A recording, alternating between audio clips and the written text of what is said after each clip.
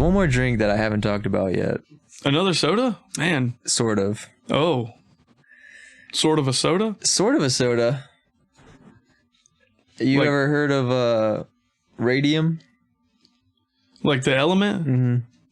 The element radium. Like that glows in the dark. Yeah. Yeah. Radioactive.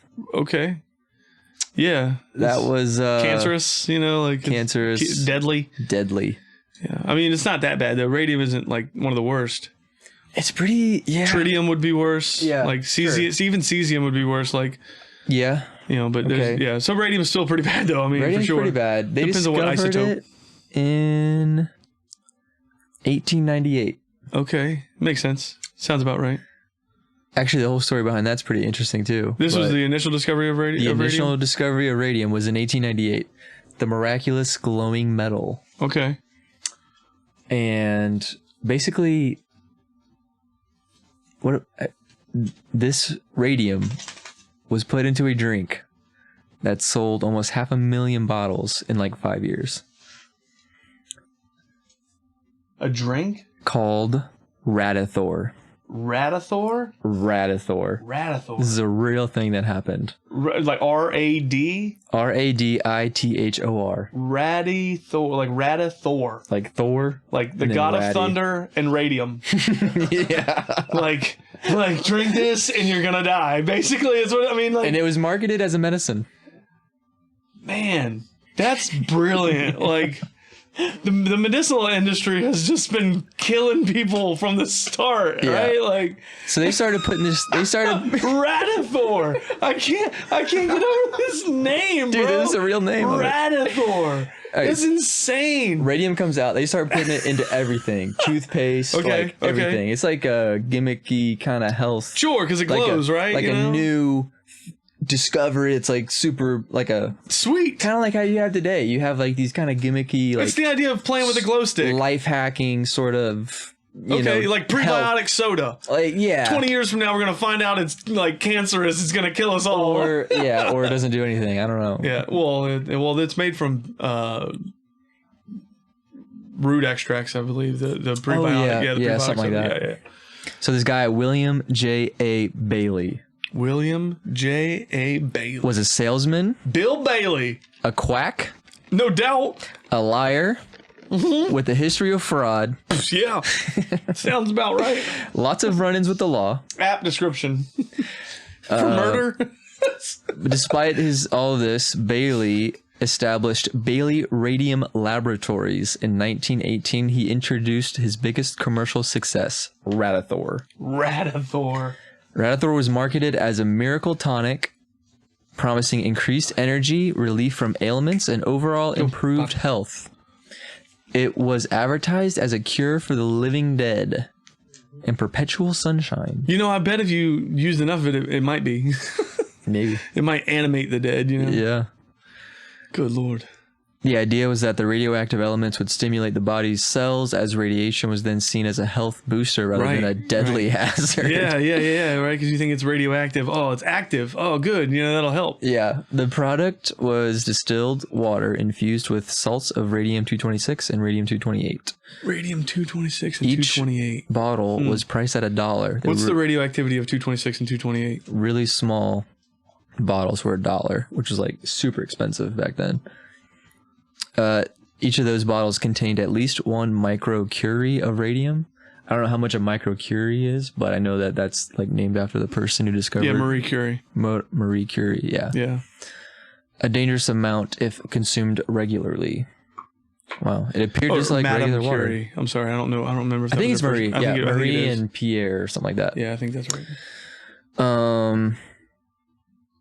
She died from exposure, as well as everyone else in her family. Everybody in the whole lab that was working with her too. Yeah, they all died. And then her children who worked with it. The story behind it. I mean, what she did is amazing. Yeah, the whole radium story is fascinating. This is just like a little drink clip of that whole bigger picture. Like it. Actually, I've got an even.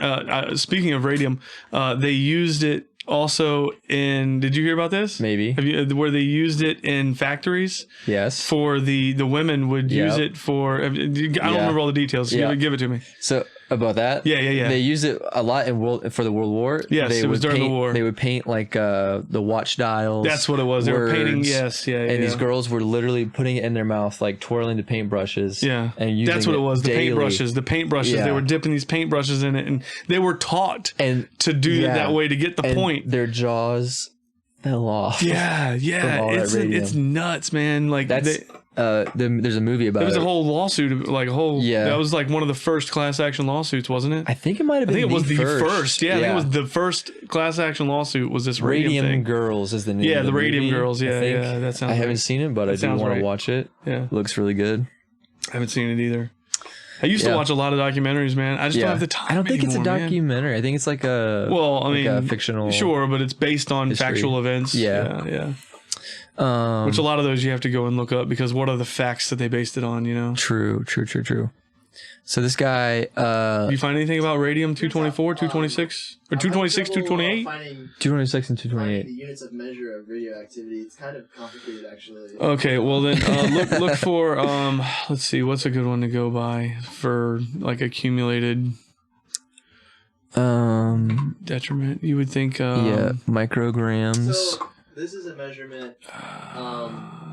It's basically a length of time that it takes for half of the half-life. The half-life, yeah. What's the half-life of it? The half-life of radium 228 is 5.75 years. 5.75 years for 228. Radium 226 is 1,600 years. That's the one you got to be afraid of. For 226. That's the one you got to be afraid of. Cow. That's the one that you really. So for the radioactivity to happen, I'm pretty sure you have to wait 1,600 years. Well, for it to split. Yeah. The split rate is what matters. But I think that the longer the longer the split rate, the more radioactivity, I think so. Yeah. And then the shorter the split rate, the less dangerous it is. Radioactive yeah, it is, the less dangerous it is. I'm pretty sure. Anyway, that's nuts. That's a huge difference though between those two isotopes. It is a lot, yeah. And they're only 2 off. That's 224 and 220. I don't know how they classified it and stuff. Actually, according to this, it says that the shorter the half-life, the more really indicates a higher radioactivity. Oh. Okay. Well, that would make sense. Maybe the radioactivity is literally a definition of the half-life. Like, the more radioactive it is, the shorter the half-life. I think it's because it's more unstable. Right, which means it's splitting more frequently. Unstable. Gotcha. The eye release. Yeah. Well, okay, there you go. Anyway. That's nuts. So this guy, Bailey, offered $1,000 to anyone who could prove... Not you, Buttlicker. Yeah, not Buttlicker.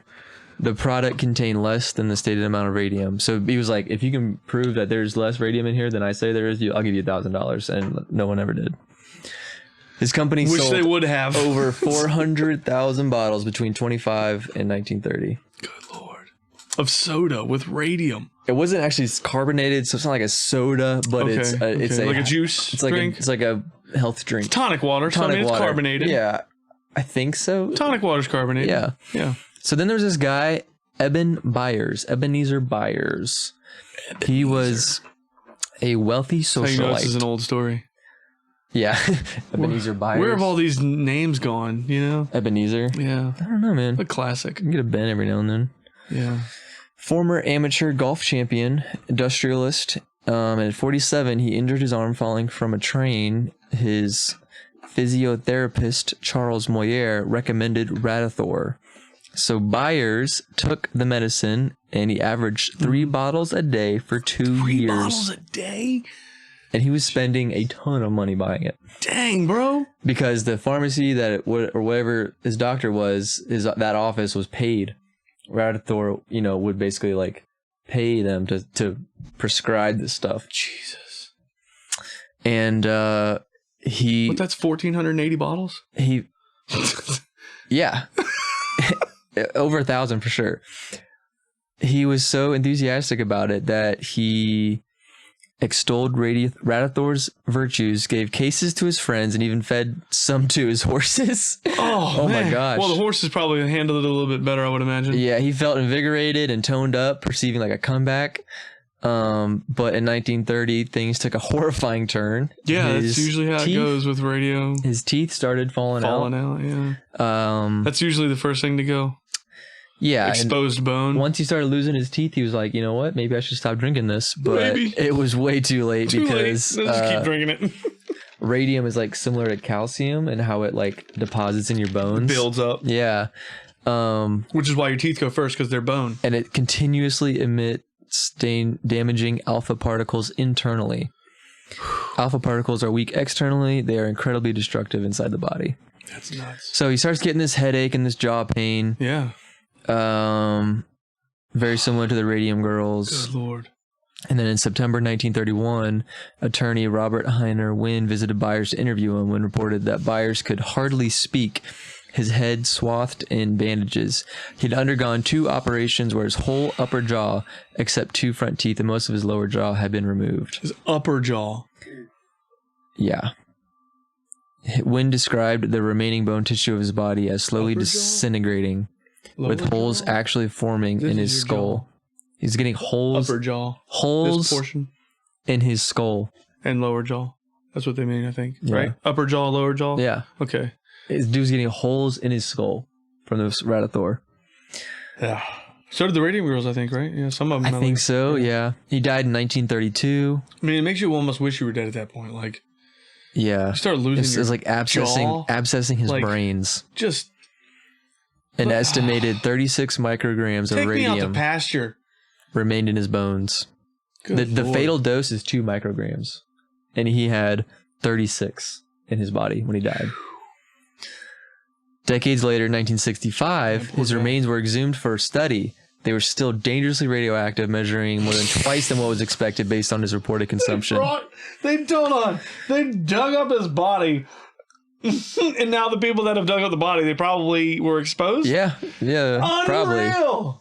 That was in 1965, but he's buried in a lead casket to prevent the radioaction. Thank goodness. Yeah. To prevent the rest of us from getting sick from him. Yeah. Unbelievable. I'm going to show you a picture. So how long after did they exhume him?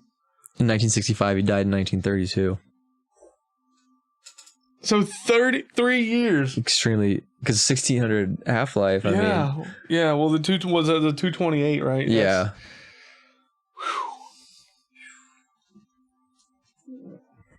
Well, I mean, I have to imagine that some of the radiation was probably trapped inside the casket with him while he was buried. And so perhaps that raised his levels, because exposure is actual, like, physical exposure to it. And so if it's not able to escape as easily the confinement that you're in, and with him being probably somewhere about 6 feet or so under the ground, he's pretty well trapped under there, and so is the radiation. So you have to imagine that radioactivity may have compounded in his body over time. And so the readings that they got as far as his actual radioactivity was probably way higher than it would have been had he have been like out and exposed to the elements the entire time. Right. So the lead casket was probably overkill. They probably could have just like, I don't know, man. I don't want to dispose of the body in a better way, but contaminated in the ground and stuff. I mean, what do we do with, nuclear warships after they go out of service? They don't know. Buried. I don't know, man. But surely they're somehow protected. Maybe. Surely. I don't know who she is, but maybe she knows. Yeah. We can get some tea here. So yeah, that's Radithor. Basically, as soon as he died... Bro, we need to make a shirt. A Radithor shirt? Yeah, Radithor shirt. That would be dope. Is it trademarked or anything? Can we use it? Like, surely. Again. You keep talking about this Shirley. I don't know who you're talking about, bro. There's no way. My dad had an aunt named Shirley, but I don't think you know her, so... I don't know her. Yeah, I didn't think so. She lived in West Virginia. Definitely never been there. No, you never been to West Virginia? I've been to West Virginia. Yeah, I've only driven through West Virginia. I've never actually been there. I don't consider that being somewhere. Although, except for Japan, maybe. I still count Japan. I've only been through the airport in Japan, but I still count that. I think we're good. I think we can make a Radithor shirt. Nice. Radithor.